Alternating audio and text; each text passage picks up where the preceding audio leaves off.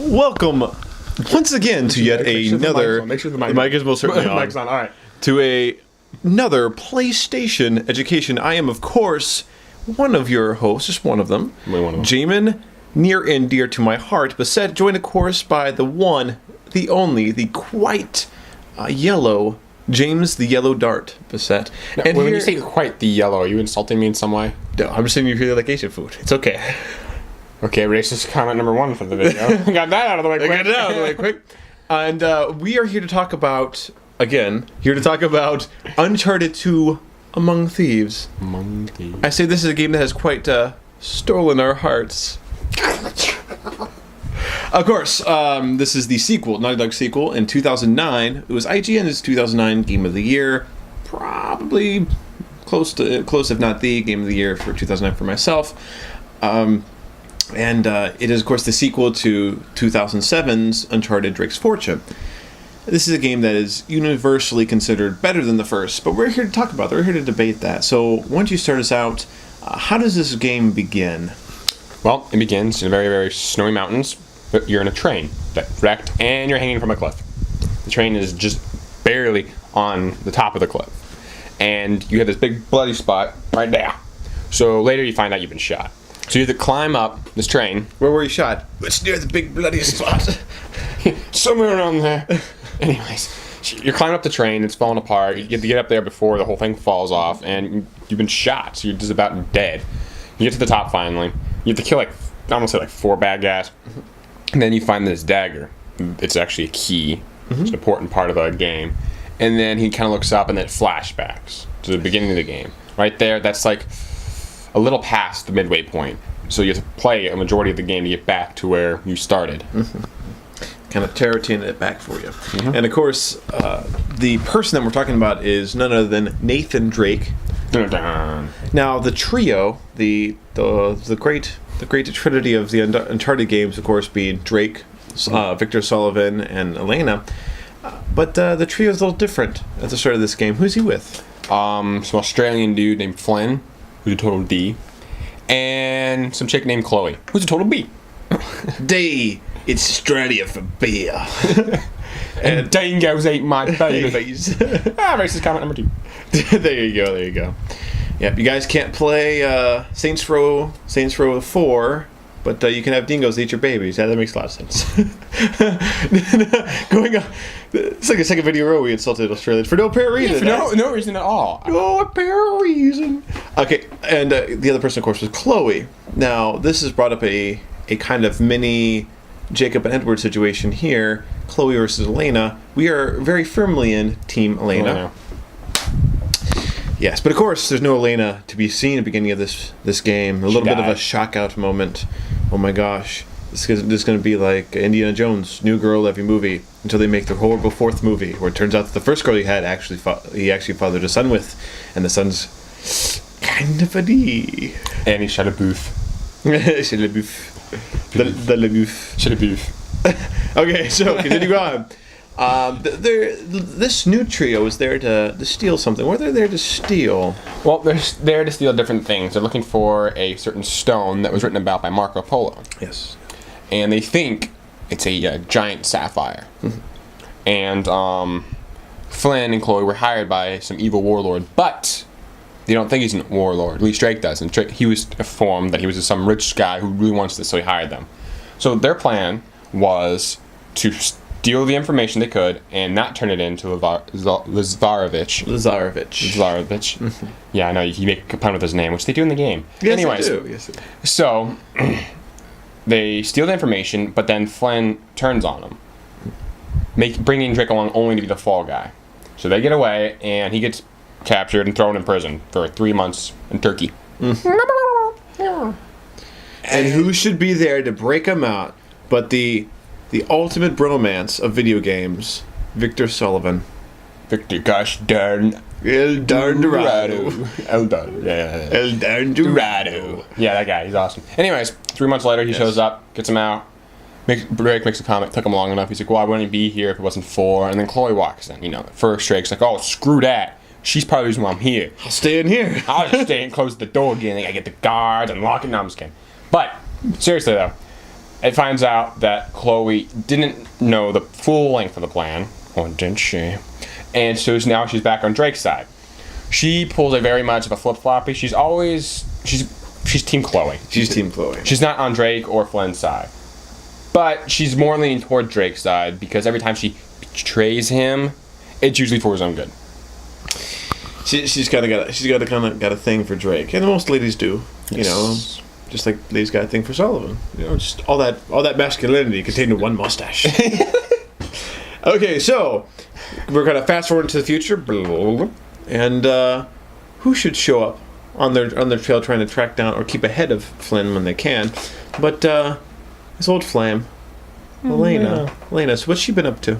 She's still doing her reporting job. Mm-hmm. She's doing some filming stuff in this ancient ruin place where all the gun crap's going down. So her and her camera guy are caught in the middle of it. Yes. Her random camera guy who ends up dying. Aha, spoilers. Shot through the face, and now you're dead. Oh my goodness, you don't even have a head. Oh. Because he gets shot in the face. Anyways. That's the joke. That's the joke. If I had more time, it would have worked with the rhythm better. Anyways. Came up with that on the spot. Focus. So they meet up. So it ends up being kind of, all right, who do you go with? Do you side with Elena or Chloe? And of course, you keep siding with Elena. And then Chloe ends up betraying you guys again, but it ends up saving you as well. So Drake realizes that she's doing this just to save them and her own skin, because if they find out that she's been helping them, she's dead, so are they. So he chases after the train that they leave on. Ooh, kind of bringing it full circle. Yes, it is. Elena drives him to the train. I was going to say, it leads to one of your favorite moments. He turned into a little Jared at that. I turned very much into my brother Jared. Yes. Man, I got so frustrated with that because it was... Oh my goodness. I kept dying. There's a helicopter flying above, right? Shooting rockets and blowing the crap out of you. Yet somehow the train was still intact. And the train's moving. So the train's moving. It's being shot at by a helicopter. You have to run across the train while it's moving to get to it. Yeah, and you can't. And you have to climb and some doors are locked. You can climb on top, and there's a ding, ding, ding, ding, ding things. You have to duck down real quick. There's the case. You got to crawl on the sides of it with the thing shooting at you. There's a billion different dudes with snipers and shotguns and crap. And it's like, okay, time you. How does the helicopter never kill any of them? Just me. And how is the train still intact? It's a video game. And a pretty good one at that. After this, how does the train's trip end? I say it doesn't end very well, does it? No, it doesn't. Drake obviously been shot. Yes. He's like, okay, I'm screwed. So I'm taking a risk. Chucks a grenade right into a freaking rocket from a helicopter can't do this, but a grenade does. Blows part of the train apart. Lets the one keep going, and the back half fall. Which whereas Drake ends up climbing up through everything, has to kill all the people looking for him as a survivor. Mm-hmm. Finds the dagger again. He's like, oh yeah, what up? They didn't get this, I still have it. Which is his little satchel. His little satchel. Man purse, yeah. I think satchel sounds less feminine. There you go. We'll go satchel. There you go. And that brings us to where you left off previously, in the beginning of the game. Now, you started. Going forward, you're in the snowy Himalayas. Himalaya. I will not let you go. Let me go. I will not let you go. I hate that song. Anyways. So in the Himalayan mountains, and now before we go any further, of course, big on spoiler territory, but just in case for those people out there that want to play it and don't want the ending spoiled for them before we go forward, your verdict. Do you like this game, A? Yes. B, would you recommend it? Yes. And C, to whom? Yes. Yes, on all of them. No, it is a great game. Definitely recommend it to anyone who likes adventure games. Things that are themed like Indiana Jones. Yes. That's what it is. You're a treasure hunter. Although I'm pretty sure Drake kills a lot more people than Indiana Jones ever did. And maybe not as gruesome because, the whole airplane thing, where that was pretty... That was pretty good for the time. PGs were different back in the day. Back in the day. Either way. Super, super good game. Definitely recommend it to, like I said, anyone who likes a good adventure game. And like I said, it has a lot of different factors in it. There's the climbing, there's the puzzle solving, there's the actually shoot, there's just the finding things. I mean, it's loads of fun. Mm-hmm. Most certainly. And I would happen to agree. Great game. Like I said, probably my favorite game of 2009. Highly rated, highly recommended. If you don't have a PlayStation 3, borrow your friends, track this game down. It's really good. So now we're going to continue on with spoilers here. What happens in the Himalayas? Who does he run into? Elena, who can speak the language, which is, cool. Himalaya, yeah. Well, because she's awesome. They're in Tibet. Huh? What do you think the Himalayan mountains are? They're in Tibet. I know, but you said she speaks Himalayan. Oh, Tibetan? Is it? It's Tibetan. It's Tibetan? Tibetan. I'm the international relations major. I don't know what they speak there. Himalayan would be like, I can speak mountain. Oh, okay, true. Oh, yeah. But there's probably like a dialect, the people that live there versus the people that live like someplace else in Tibet. Yes. So that particular dialect might be... Someone back me up on this. Otherwise, I have to make a Wikipedia article faking me being right so that I can win this argument. Like everyone else does on Wikipedia. Yes. Anyways, you also meet this one old dude who way back in the day was on the same mission. And so he wants you to understand something about the stone that you're looking for. So he tells you to go deep into the mountains, has this one guy guide you, the guy who ends up saving your life. And to find his old group, to find his old group that he's with, and see what happened to him and everything. So they go up into the mountains. This is where the snow effect comes in, play really, really good. I mean, just ridiculously well done. Beautiful. Like we talked before about the water in the first physics one. in the first game. The big thing they had here was the snow. Snowy goodness. And it's one of those things in PlayStation 2 you don't think about. But you step into snow up to your knee, and the snow only cakes onto your pants up to the knee. Like, that's just, like, mind-blowing. It makes perfect sense. And when you do a barrel roll, and it's all over your shoulder and everything. It's like, that is epic. And like when you run and jump onto a platform, it's covered in snow, you grab on, the snow poofs, and you're just covered in it. It's like the coolest thing ever. Great job with that effect. Yes, definitely. Most certainly. Yes. It's that cell processor at work. Yeah. So, anyways, while in the mountain looking for everything, you make 2 discoveries. Mm-hmm. Uno. There are these weird creatures... Yetis. The first game had Why not zombies. I prefer adorable snowmen. Or the agreeable snowman. Fred. Yes. I can't say it now. I just thought of that. Abominable. Abominable snowman. The abominable snowman. Oh my god, we're all screwed. They've been taking our guns. Anyway, what can I do? Anyways. And you also find out that old group that the old man was with, they're all dead. And they all been shot. Yes. And their teeth were rotted away, like black. Mm-hmm. So you're like, okay, he killed them all. He shot every single one of them. Why? Yes. So when they go back to question after getting away from the Yeti, they find out that the village is being attacked by Zvarovich. Mm-hmm. He's just blowing the crap out of it. He kidnaps the old guy, and he has the dagger now. So you team up with your guide friend there, who you talk to the entire game, but neither of you can understand each other. Language. So it's super funny. But anyways, you guys kick some butt. Elena shows up, helps you kick some booty, and then you and Elena go on after them all. Yep. And of course, this leads us to a big climax under the city, in a hidden place there. Under the city. And what do they find there? Stuff. They found the Chinamani stone, but it's not a stone. It's not a stone. What is it? It is amber. Mm-hmm. Fossilized tree sap. It's a sap. It's a sap. And but it fossilizes as blue, and that's why people confuse it as a giant sapphire in the paintings that they found of it, or the cave drawings they found of it. Yep. And so something special happens when you drink this sap. You become completely healed. Like Lazarovich drinks it, his face is like all scarred up, and it's gone. His face is fine. His arm's no longer scarred. He gets super strong, and bullets just like hit him, but he doesn't. He's like, my bullets don't kill me. Well, it finds out that all these Yetis are these creatures, because people who drank the same thing and dress up like that.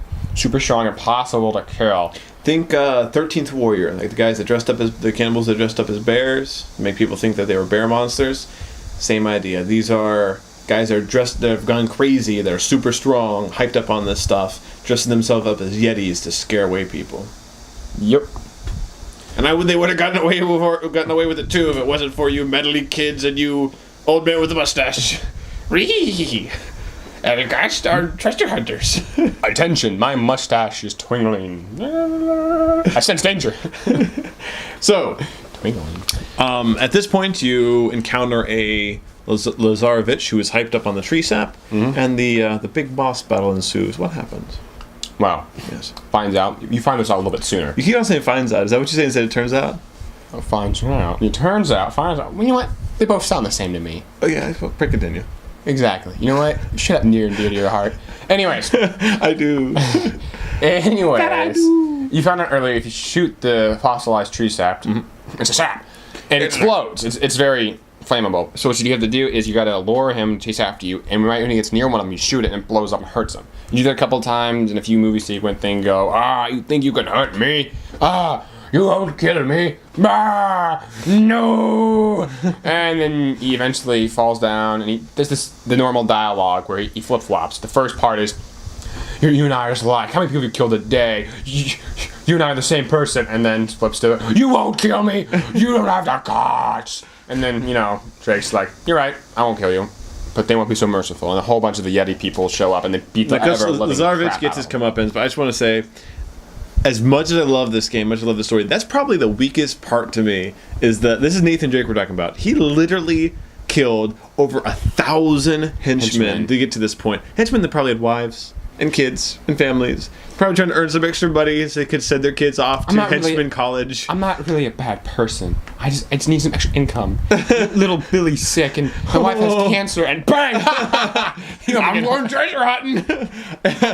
And he gets to this point. How's this funny to us? And here's the big bad guy. The guy who's like straight up, no question about it, he's the bad guy. He deserves to die. He's killed several people. Yeah, good people. And...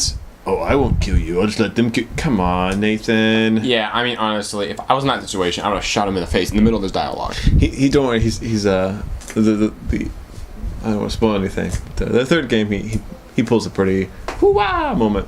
So... Well, the main bad guy's a chick, though.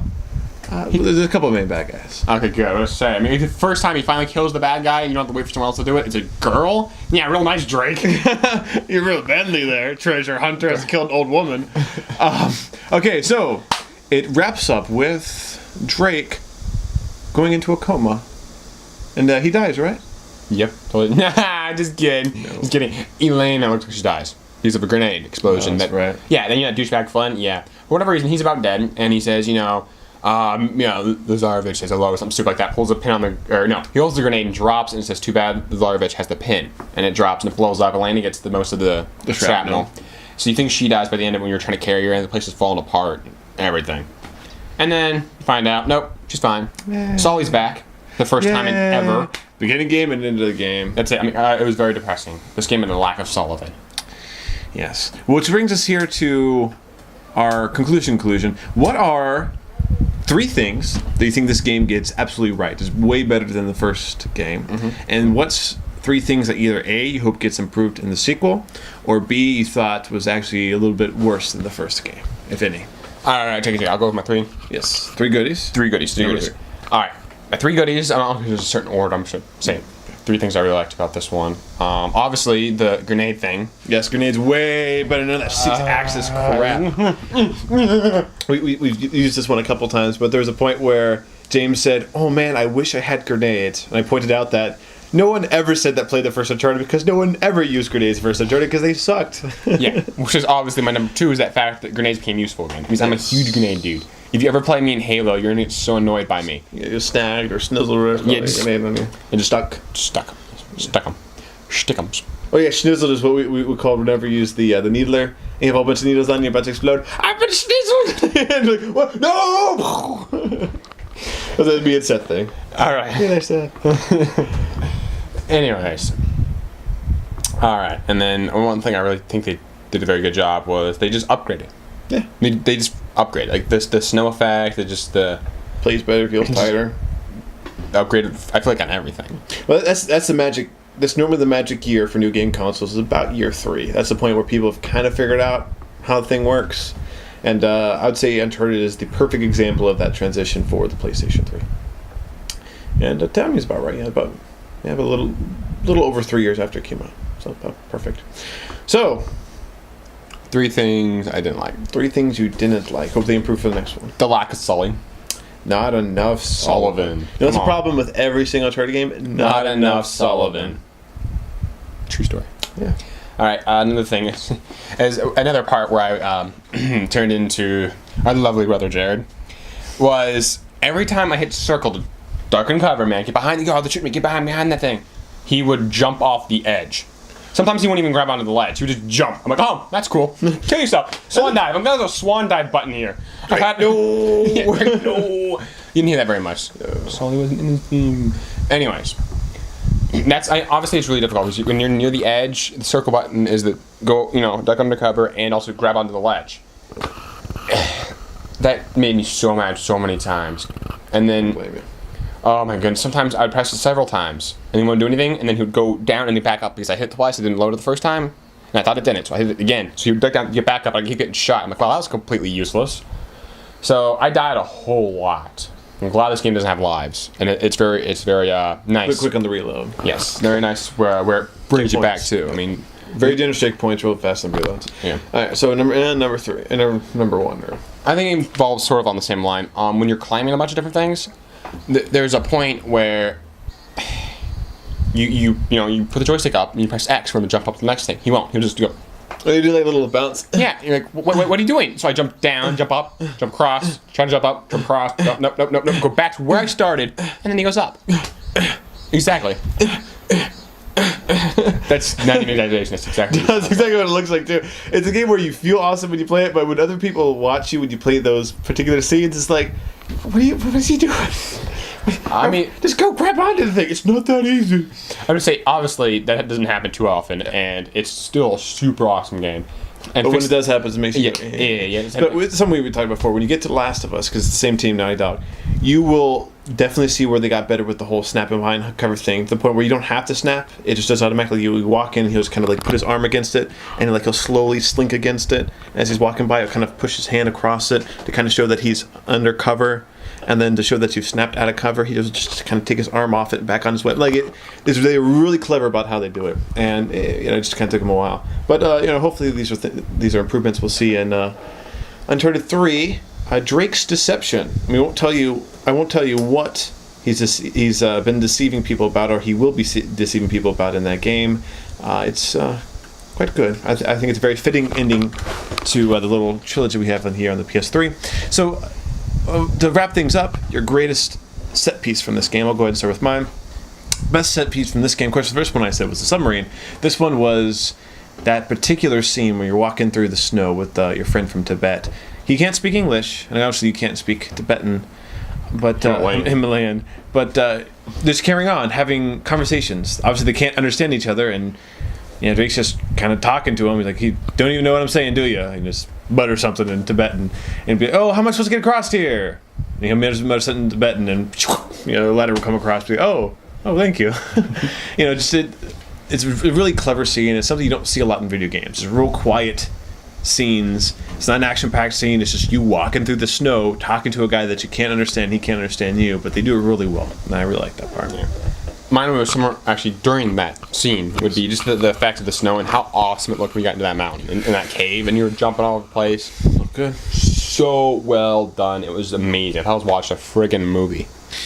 It looked really good. It was legit, man. It was now, legit. this next game takes place, a good chunk of it, in the desert. And you'll see some of them sand physics. So we'll talk later how we feel about Schnan physics versus damn snow graphics. Damn snow graphics. Pretty good stuff. Yeah, it was. All right, so join us next time on another PlayStation Education, where hopefully we will have sound.